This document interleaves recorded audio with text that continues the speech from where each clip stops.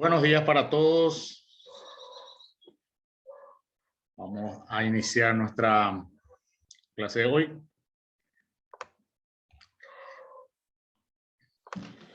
Hoy estaremos desarrollando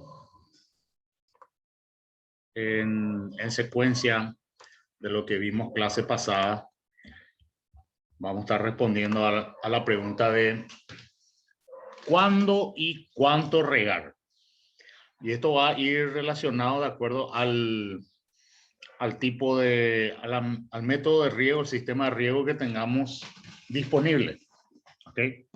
Entonces, esto vamos a poder utilizar tanto para sistemas de riego presurizado, que serían aquellos que están por aspersión, y también para riegos localizados eventualmente. Ahora, un capítulo totalmente aparte de riego por inundación que también vamos a desarrollar. Bien, mirando esto, cuándo y cuánto regar.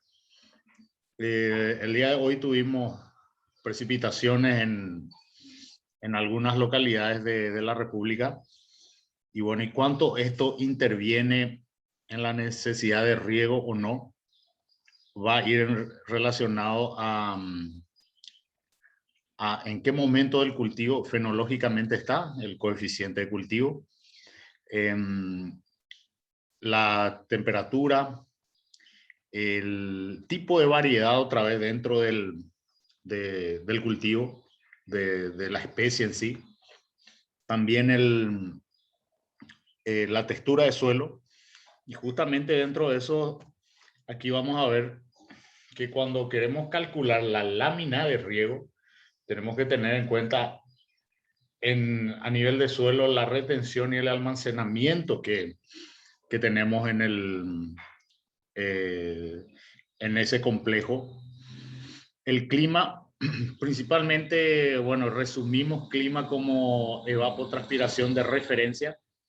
Ahí incluye viento, temperatura, humedad y todos los demás factores ambientales.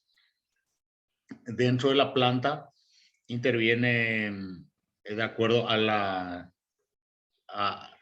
especie, de acuerdo al tipo de cultivo, al ciclo del cultivo, la variedad en sí, en qué época fue sembrada. Y esto genera toda una suerte de cambios diferenciados en la planta con relación a lo que va a ser finalmente nuestra lámina de agua. Y la contabilización de entrada y salida de agua en el sistema, que termina siendo el balance hídrico del suelo. Por eso es muy importante las precipitaciones que tenemos, la precipitación total, la precipitación efectiva, lo que se acumula, se almacena en el suelo, aquello que pasa a formar parte de la napa freática superficial, de aquella napa freática subsuperficial, la escorrentía, lo que termina formando de nuevo cursos de agua superficiales, y aquellos que se terminan acumulando como agua subterránea. Entonces, teniendo todo en cuenta esto, finalmente nosotros vamos a juntar factores para determinar cuánto es la lámina de riego que necesitamos por día de acuerdo al tipo del cultivo. Específicamente vamos a hablar un poco más del riego por aspersión, que es aquella que se caracteriza por la forma de aplicación del agua, que esta cuando alcanza el aire se fraccionan gotas menores que se distribuyen por todo el terreno. Por consiguiente, esto nos denota que el riego por aspersión moja toda la planta, ¿ya? Y ahí entonces tenemos que ver si es el riego más apropiado para tal o cual tipo de vegetal. Sin problema los vegetales de hoja tipo lechuga, tomate, No es un vegetal de hoja como destino final la soja, más la mejor condición de riego sería el riego por aspersión, por una cuestión de costos, ¿ya? Bien, siguiendo, cuando establecemos un proyecto de riego, se falla bastante justamente en la definición porque termina uno comprando un proyecto que le garantizan 7 milímetros de agua por día, por ejemplo. Pero ¿de dónde viene este 7 milímetros de agua por día? Ese sistema nos tiene que garantizar eso de acuerdo a varios otros factores. Y vamos aquí a citar 9 puntos que es posible calcular con algunas tablas que finalmente les voy a transmitir también. La disponibilidad de agua en el suelo, medida en milímetros por metro, es la diferencia entre el tenor de agua en el suelo en un punto inicial, en metros cúbicos por metros cúbicos, menos el tenor de agua del suelo en el punto final, metros cúbicos por metros cúbicos, finalmente por 1000. Esto nos va a dar metros cúbicos por metro, que sería la disponibilidad de agua en el suelo.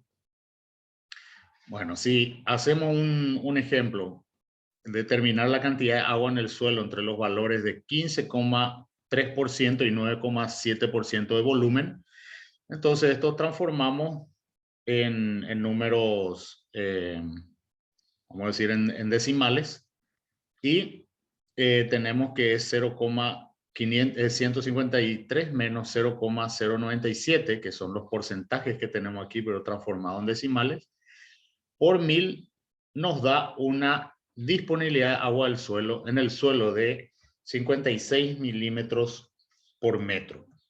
Pasando al punto 3, vamos a ir a verificar la disponibilidad total de agua en el suelo. Y esto va a ser la diferencia entre el tenor en el suelo en el límite superior de agua disponible en el límite inferior de agua disponible por 1000. ¿Okay? Otro punto a tener en cuenta, la capacidad total de agua del suelo, que esto es la disponibilidad total del agua por la profundidad efectiva del sistema radicular. Esta profundidad efectiva del sistema radicular varía de acuerdo a especie en especie. Les voy a pasar una tabla, también hay un adaptado, en el que ustedes van a tener prácticamente los rubros principales de la agricultura en el Paraguay, como para tener una visión más clara de este tema. ¿Okay? Bien. Siguiendo, el siguiente punto que encontramos es la capacidad real de agua en el suelo. Bueno, y esto va a estar dado por la diferencia que vamos a tener en el tenor de agua del suelo en el límite crítico, que es lo que va a llevarnos a realizar o no un reinicio en el riego. Y estos son valores que están tabulados, que justamente por eso les decía, hay unas tablas que le voy a mostrar al final de esta presentación, de esta parte de la diapositiva. Y esto nos va a servir para entender lo que ustedes ahora están desarrollando en la parte práctica en el Crop Watt. Prácticamente eso, ustedes alimentan esos datos y ya les da un comando, vamos a decir, una acción que tienen que ejecutar, más corresponde a la parte teórica, entender de dónde viene esto. ¿Okay? Entonces, esta capacidad real del agua en el suelo, entonces se hace por la diferencia entre el tenor de agua en el límite superior menos el tenor del agua en el límite crítico antes del reinicio del riego por 1000. Bueno, este CRA, capacidad real de agua en el suelo, es prácticamente similar a lo que después le llamamos el riego real necesario. Es prácticamente mayor o igual que la capacidad real del agua, el agua en el suelo, ¿ok? Entonces, una vez que nosotros tenemos el CRA, la capacidad real de agua en el suelo en milímetros, ya prácticamente estamos teniendo el índice, el riego real necesario en milímetros, ¿ok? Bueno, otro tema, al tener el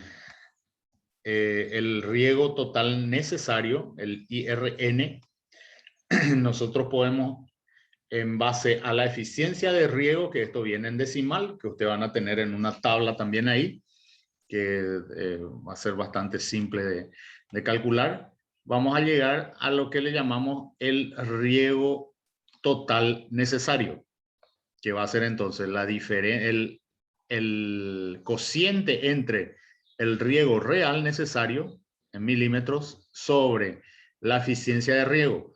Si estamos hablando de un riego por inundación, es menos eficiente. Si hablamos de un riego por aspersión, es más eficiente que el riego por inundación. Y si hablamos de un riego localizado, es aún más eficiente que el riego por aspersión y que el riego por inundación. ¿Okay? Clase pasada hablamos del coeficiente, de la evapotranspiración de referencia, y dentro de eso hablamos de la evapotranspiración del cultivo, ¿sí? Entonces nosotros vamos a hallar la evapotranspiración del cultivo mediante el producto de la evapotranspiración de referencia por el coeficiente del cultivo, ¿ya? La evapotranspiración del cultivo está en milímetros por día. El coeficiente de cultivo es adimensional, que vamos a encontrar que van valores, podrían ser de 0 a 1.5 en algunos casos, y esto va en relación al desarrollo del cultivo. Y la evapotranspiración de referencia está también dada en milímetros por día, que esto es un cálculo matemático finalmente que habíamos visto en presentaciones anteriores, donde incluye temperatura, humedad, viento, puede ser mediante Peman and Mountain o cualquier otra metodología, inclusive también ayudado por el evaporímetro tipo clase A. Y un punto final, que es el turno de riego. Una vez que nosotros ya tenemos cuánto es el riego total necesario, que va a ser en milímetros, nosotros ya podemos calcular el turno de riego, que sería la cantidad de veces que vamos a regar o la cantidad de días que vamos a regar durante el mes. Inclusive si cambiamos las unidades medidas, la cantidad de horas o minutos que vamos a regar durante el día. Entonces, el IRN, el riego real necesario en milímetros, dividido la evapotranspiración del cultivo en milímetros por día. Y bueno, y ahí cuadra la idea de todo eso que hablábamos en clases anteriores de pareciera ser algo tan abstracto, pero es algo concreto esto de lo que es la evapotranspiración del cultivo, que justamente todo lo que la planta está liberando a la atmósfera, tanto por evaporación de su superficie y del área que adyacente a su superficie, más la transpiración, que es la eliminación de agua mediante el metabolismo vegetal. Entonces son 9 pasos que podemos llegar. Esto vamos a usar para el riego por aspersión, también para el riego por goteo o por localizado. Si vamos, aquí van a tener unas tablas en las que en la tabla 1 habla del límite sugerido para disponibilizar agua en el suelo. y tenemos un límite superior y un límite inferior. ¿Y eso dónde está? Eso, si miramos, está en los primeros cálculos que nos solicitaban, ¿verdad? Aquí está el límite superior y aquí está el límite inferior, que es para calcular la disponibilidad de agua total en el suelo. Bueno, entonces, vamos a suponer que tenemos un suelo arenoso y la tensión del agua del suelo en kPa, en kilopascal, puede estar de 6 o 10, 6 o 10 o 33 en suelos arenosos, en suelos arcillosos bien estructurados, 6 a 10. Y el inferior en cualquier suelo en 1500. ¿Okay? Si vamos a verificar profundidad efectiva del sistema radicular de algunos cultivos, ahí vamos a fijarnos, separé aquí en cultivo, profundidad en metros, que eso las unidades de medida tenemos que mantener para que nos salgan finalmente los resultados. Y tenemos lechuga, tomate, maíz, trigo, banana, cítricos, soja, caña de azúcar. En el ejemplo que les solicito después, hablamos de soja específicamente. Entonces vamos a concentrarnos en una profundidad de 0,40 a 0,70 metros. ¿Ya? Aquí vemos las diferencias en el trigo, por ejemplo, 0,20 a 0,40. Y todo esto va a entrar en que aquí en el cálculo de capacidad total de agua del suelo en profundidad efectiva del sistema radicular en metros. Entonces ahí ya tenemos dos datos para ser utilizados. Si vamos a valores críticos de tensión de agua en el suelo para fines de reinicio del riego, ¿esto dónde nos pide? Nos pide aquí en el ROLC, ¿sí? Que sería el tenor de agua en el suelo en el límite crítico para fines de reinicio de riego. Y esto tenemos y va variando de acuerdo al cultivo también. Si vamos a soja, catalogado aquí en este material como plantas industriales, va de 50 a 150 kilopascal, ¿sí? Para utilizar como ROLC, el límite crítico. Bien, en la tabla 4 vamos a encontrar la eficiencia de riego. ¿Cómo determinamos eficiencia? Es lo que se transforma en materia seca con relación a la cantidad de agua que utilizamos en un área determinada, llámese metro cuadrado o llámese hectárea. Entonces eso, la eficiencia de los riegos se miden de esa forma. Cuando hablamos del método de riego por inundación, la eficiencia es de menos de, vamos a decir, 70% por ahí. Y una eficiencia aceptable es 60%. Cuando hablamos de aspersión, por arriba de 85 y aceptable 75. Y localizada 85, 95 y aceptable 80. Bien, en la tabla número 5 vamos a tener el coeficiente de cultivo, alturas máximas medias de plantas para cultivo sobre condición padrón. En este caso, aquí vamos a mirar que tenemos la posibilidad de ver de vuelta, miremos soja. El KC inicial es de 0,4, el KC intermedio es 1,15 y el KC final es 0,50.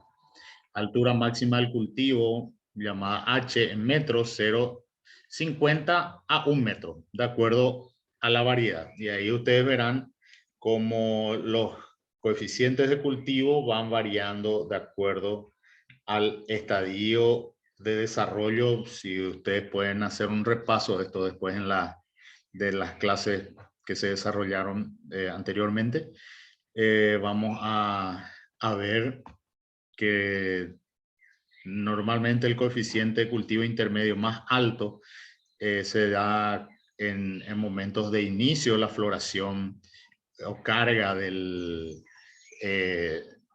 vamos a decir, del objetivo comercial del cultivo, sea grano, sea inflorescencia o sea infrutescencia. ¿Ok?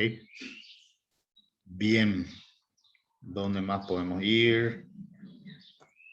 Bueno, entonces nosotros a esta altura podemos ya llegar a hacer un cálculo que ya esto interviene en nuestra parte práctica, que eso voy a dejar a cargo de los profesores la parte práctica para que organicen esta parte. Más les dejo como un ejemplo que nos lleva a calcular las láminas de riego de un cultivo de soja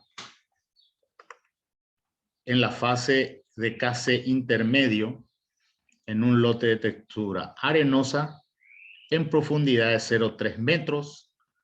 El riego es por aspersión. ¿Por qué mencionamos el riego por aspersión? Porque vamos a usar ahí entonces nuestra eficiencia de riego.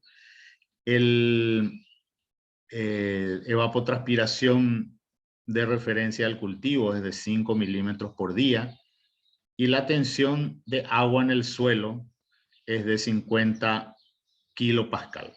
Entonces, con varios de estos datos y mirando las tablas que les pasé, ustedes pueden llegar a calcular los turnos de riego, cuánto se necesita de agua para llegar finalmente a esto, que es la base finalmente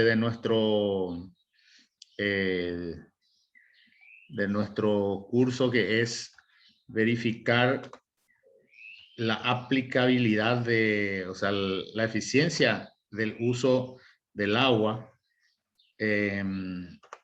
Y para eso les quiero transmitir aquí un estudio de caso, que es un análisis específico, una realidad momentánea en un momento dado, valga la redundancia, ¿ok? Veremos aquí si...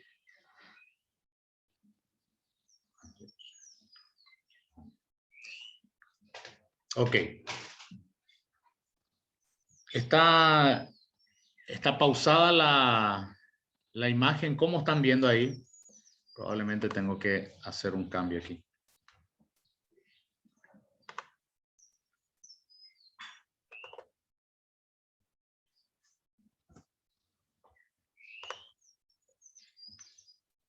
Un minuto.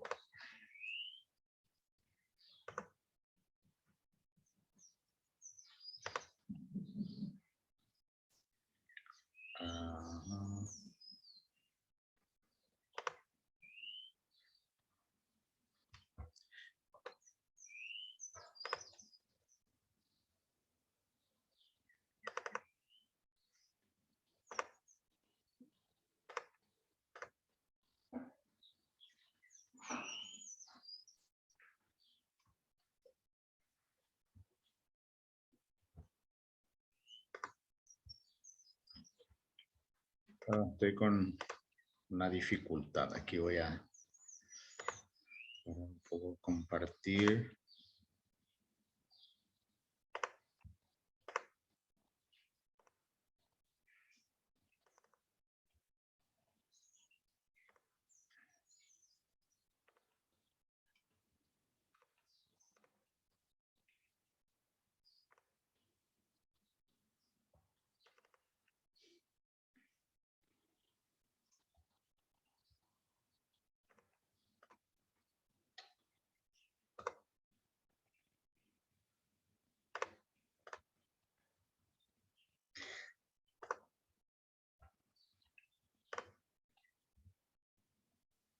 Uf.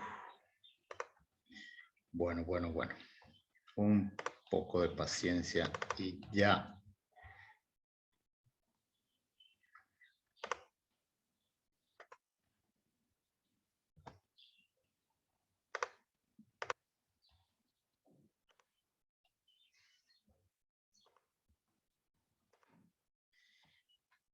Bien. Estimo que ¿Consiguen ver la pantalla o me está dificultando aquí algo? No sé qué pudo haber sido. Ahora sí se ve, profe. Ok, a ver. Entonces tengo que cambiar aquí esto.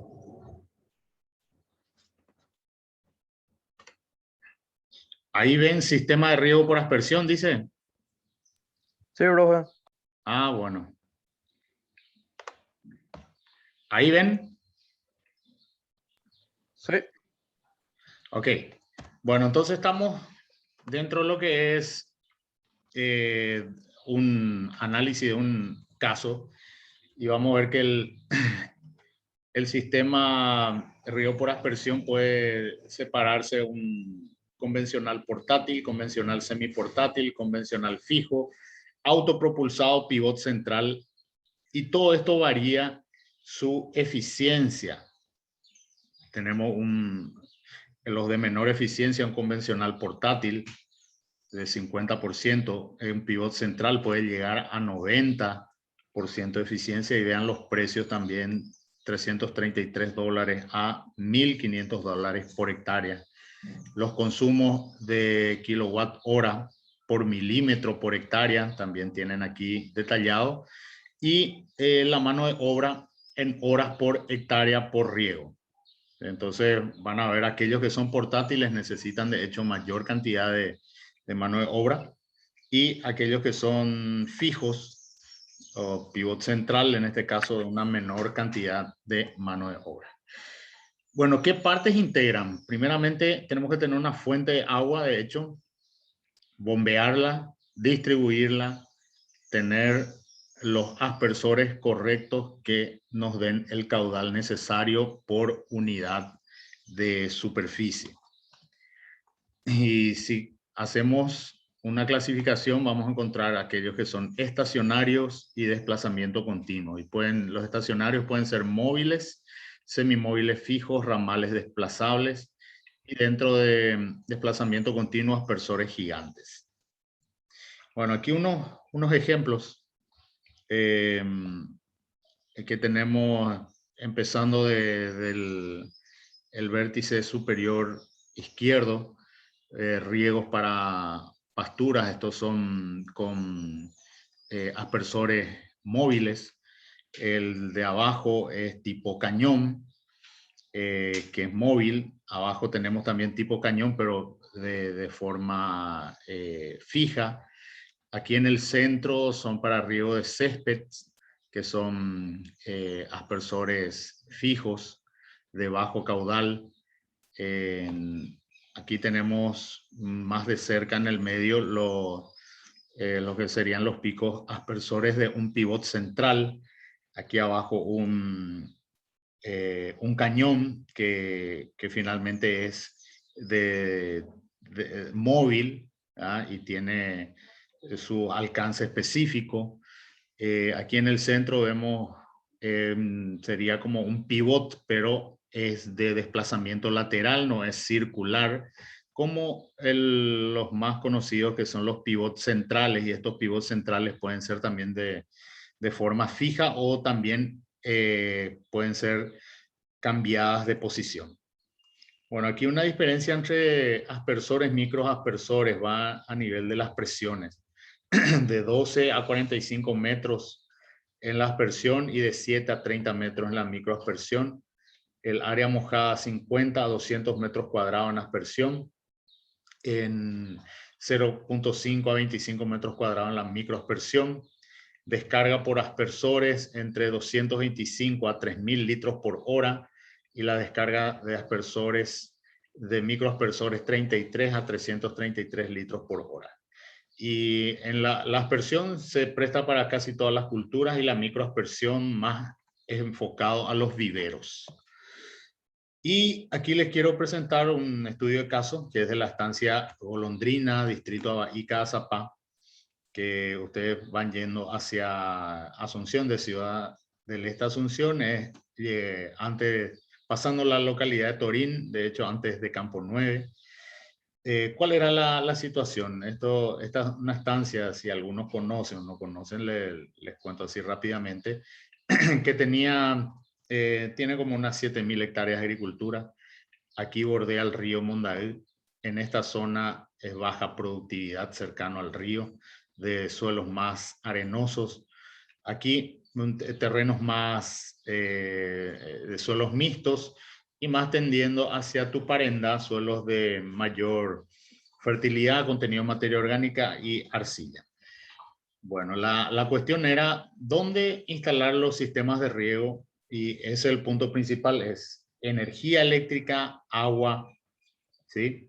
Y bueno, y finalmente se decidió por los cursos de agua que se disponían, que se haría en las áreas que tienen menor potencial agronómico.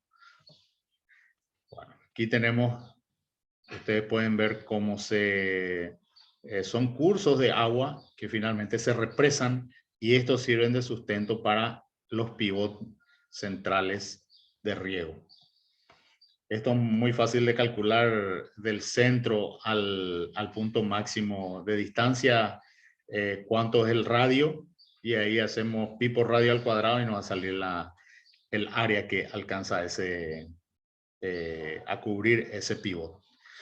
Bueno, hay otros pivots que son de desplazamiento, o sea que una vez que está regando aquí, termina de hacer su función, se desencastra y se traslada a la siguiente posición, y así sucesivamente. Y en todo ustedes ven que tienen sus